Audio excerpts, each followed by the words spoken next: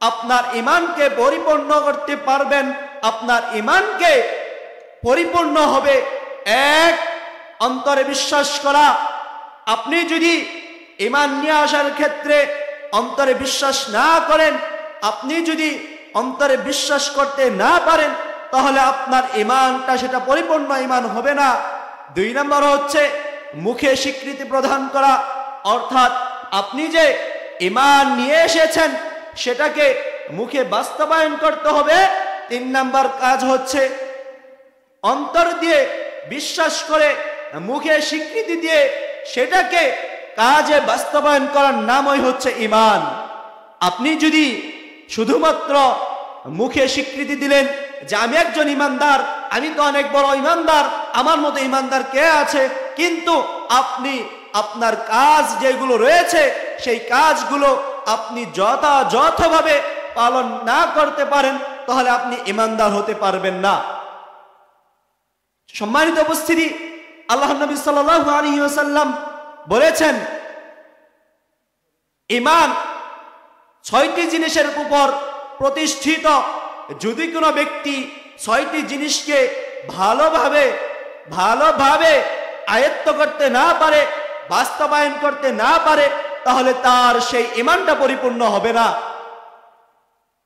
আল্লাহর নবী সাল্লাল্লাহু আলাইহি ওয়াসাল্লাম 6টি জিনিসের মাঝে প্রথম যে জিনিসের কথা বলেছেন সেটা হচ্ছে শাহাদাতি আল্লা ইলাহা ইল্লাল্লাহ ওয়া আন্নী মুহাম্মাদুর রাসূলুল্লাহ সাল্লাল্লাহু আলাইহি ওয়াসাল্লাম, অর্থাৎ মুখে স্বীকৃতি দেওয়া যে আল্লাহ ছাড়া কোনো ইলাহ নেই এবং আমি মুহাম্মদুর রাসূলুল্লাহ সাল্লাল্লাহু আলাইহি ওয়াসাল্লাম হচ্ছি একমাত্র আল্লাহ তাআলার কর্তৃক প্রেরিত নবী, রাসূল এবং আল্লাহ তাআলার বান্দা।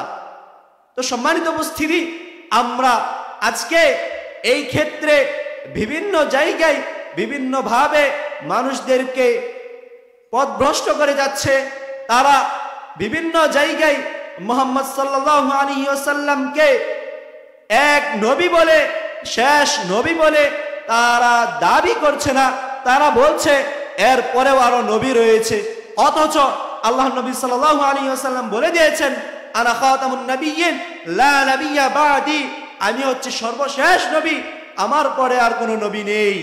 তো সম্মানিত উপস্থিতি, 2 নম্বর বিষয় হচ্ছে সালাত প্রতিষ্ঠা করা, 3 নম্বর বিষয় হচ্ছে সিয়াম রাখা, 4 নম্বর বিষয় হচ্ছে হজ করা, 6 নম্বর বিষয় হচ্ছে যাকাত দেওয়া। তো সম্মানিত উপস্থিতি, আজকে আমি নিজেই প্রশ্ন করি, আপনি কি সবগুলো কাজ যথাযথভাবে পালন করতে পারছি? অথচ আল্লাহ তাআলা কুরআনুল কারীমে বলেছেন যদি কোনো ব্যক্তি ঈমান নিয়ে আসে, ঈমান নিয়ে আসাটা সহজ, কিন্তু ঈমানের উপর অটল থাকাটা অনেক কঠিন। কারণ হচ্ছে, লক্ষ্য করুন, আপনার দিকেই আপনি ঈমান নিয়ে এসেছেন, আপনি মুসলিম দাবি করছেন, আপনি নিজেকে মুমিন বলে দাবি করছেন, কিন্তু আপনি 5 ওয়াক্ত নামাজ আদায় করছেন না, আপনি নামাজ আদায় করছেন না, সিয়াম রাখছেন না, হজ করছেন না, অথচ আপনি মুসলিম দাবি করছেন। তো সম্মানিত উপস্থিতি, আল্লাহ তাআলা কুরআনুল কারীমে একটি আয়াতে যারা আল্লাহ তাআলার প্রতি ঈমান নিয়ে আসবে এবং তার উপর অটল থাকবে তাদের জন্য একটি সুসংবাদ দিয়েছেন। আল্লাহ তাআলা কুরআনুল কারীমে বলেছেন ইন্নাল্লাযীনা ক্বালু রাব্বুনাল্লাহ, যারা বলে নিশ্চয় আল্লাহ তাআলা হচ্ছে আমার প্রতিপালক, থুম্মা ইসতাকামু, অতঃপর তারা সেটার উপর অটল থাকে, তাতানাজ্জালু আলাইহিমুল মালায়েকা, আল্লাহ তাআলা ফেরেশতাদেরকে আসমান থেকে তার নিকট নাজিল করেন এবং বলেন আল্লাহ তাখাফু, আর কোনো ভয় নেই, ওয়ালা তাহসানু, সে চিন্তিতও হবে না, ওয়া আবশিরু, হে ফেরেশতারা তোমরা সুসংবাদ দাও, বিল জান্নাহ, জান্নাতের, আল্লাতী কুনতুম তুআদুন, যেই জান্নাতের ব্যাপারে তোমাদেরকে আমি ওয়াদা করেছি। তো সম্মানিত উপস্থিতি, আল্লাহ তাআলা এই আয়াতের মাধ্যমে আপনাকে আমাকে যেই মেসেজটি দিচ্ছেন সেটি হচ্ছে আল্লাহ তাআলার প্রতি কোনো ব্যক্তি যদি ঈমান নিয়ে আসে, তার উপর অটল থাকে, তাহলে আপনার জন্য আল্লাহ তাআলা সুসংবাদ দিচ্ছেন জান্নাতের। আপনি কি জান্নাতের সুসংবাদ নিতে চান না? যদি আপনি জান্নাতের সুসংবাদ নিতে চান, তাহলে আপনাকে আমাকে ঈমান নিয়ে আসার পরে সেটার উপর অটল থাকতে হবে।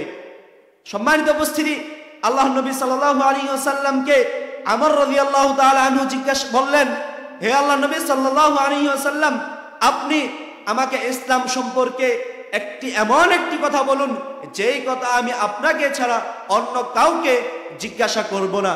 তখন আল্লাহ নবী সাল্লাল্লাহু আলাইহি ওয়াসাল্লাম বললেন, কুল, হে আমর, তুমি বলো, আমানতু বিল্লাহ, আল্লাহ তাআলার প্রতি ঈমান নিয়ে আসলাম, সুম্মাস্তাকিম, অতঃপর তুমি সেই ঈমানের উপর অটল থাকো। এই ঈমানের উপর অটল থাকা এমন একটি বিষয়, এই ঈমানের উপর অটল থাকা, আপনাকে যদি কোনো ব্যক্তি বিশাল একটি জিনিস দিয়ে বলে যে আপনি আল্লাহর সাথে অন্য কাউকে শরীক করুন, আপনি হয়তোবা করে ফেলবেন, কিন্তু আল্লাহ নবী সাল্লাল্লাহু আলাইহি ওয়াসাল্লামকে অনেকবার নির্যাতন করা হয়েছে, অনেকবার নিপীড়ন করা হয়েছে, তারপরেও আল্লাহ নবী সাল্লাল্লাহু আলাইহি ওয়াসাল্লাম এই ঈমান থেকে 1 মিনিটের জন্য পিছপা হননি। সাহাবীদেরকে বিভিন্ন সময় বিভিন্ন ভাবে নির্যাতন করা হয়েছে, আল্লাহ নবী সাল্লাল্লাহু আলাইহি ওয়াসাল্লামের সাহাবীরা কোনো দিন ঈমানের উপর অটল থাকা ছাড়া 1 মিনিটের জন্য পিছপা হননি। তো সম্মানিত উপস্থিতি, 2009 সালের একটি ঘটনা, আমেরিকার এক বোন, তিনি আফিফা সিদ্দিকা, তিনি একটি বিচারকের দায়িত্বে ছিলেন। তিনি বিচারকের দায়িত্বে থাকার সময় মুসলিম শাসক, তিনি মুসলিম দায়িত্বশীল মুসলিম বিচারক, তিনি মুসলিম বিচারক হওয়ার পরে তিনি শুধুমাত্র কোরআন দিয়ে, আমেরিকার মতো জায়গায় কোরআন দিয়ে বিচার ফয়সালা করতেন। তখন আমেরিকার যারা অন্য রাজা বাচ্চা রয়েছে তাকে আটক করে একটি কারাগারে নিয়ে গিয়েছিল। কারাগারে নিয়ে গিয়ে তাকে বিভিন্নভাবে নির্যাতন করা হয়েছে। নির্যাতনের শেষ যেই নির্যাতনটা ছিল সেটি হচ্ছে তাকে সকল কাপড় খুলে উলঙ্গ করে এক সাইডে কোরআন রেখে দিয়েছে, অপর পাশে তাকে খাড়া করে দাঁড় করিয়ে তাকে বলা হয়েছে, তুমি এই কোরআনকে পারিয়ে এটার সামনে তুমি অগ্রসর হও, তোমার কাপড়কে তুমি নিয়ে আসো। দেখুন বর্তমান সময়ের ঘটনা, আপনি নিজেকে দিয়ে চিন্তা করুন, আমি কি সেই রকম ঈমানদার হতে পেরেছি? আল্লাহ তাআলার কাছে আমি দোয়া করছি, সর্বশেষ আমি আল্লাহ তাআলার কাছে দোয়া করছি, আল্লাহ তাআলা যেন আমাকে আপনাকে পরিপূর্ণ ঈমান নিয়ে এসে তার উপর অটল থেকে কিয়ামতের মাঠে আমরা যেন সেই ঈমানটা নিয়ে দাঁড়াতে পারি। আল্লাহ তাআলা আমাকে আপনাকে ঈমানদার হয়ে, প্রকৃতপক্ষে ঈমানদার হয়ে মৃত্যুবরণ করার তৌফিক দান করুন। আমিন।